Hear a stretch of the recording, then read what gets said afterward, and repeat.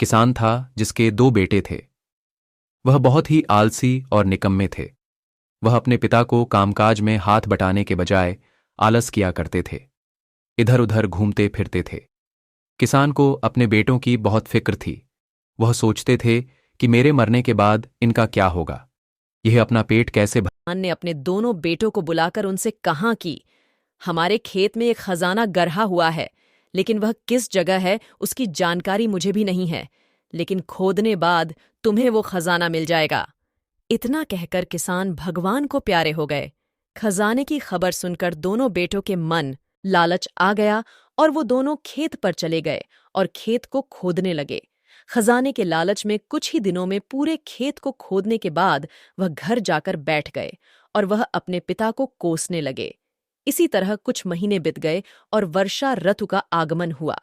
किसान के बेटों के पास पेट भरने के लिए सिर्फ एक ही जरिया था, वो है खेती। बाकी किसानों की तरह किसान के बेटों ने खेत में बीज बोने शुरू कर दिए। वर्षा का पानी पाकर वह बीज अंकुशित हुए और देखते ही देखते खेत लहराने लगे। ऐसा लग रहा था कि हवा के झोंके से लहरा रहा था।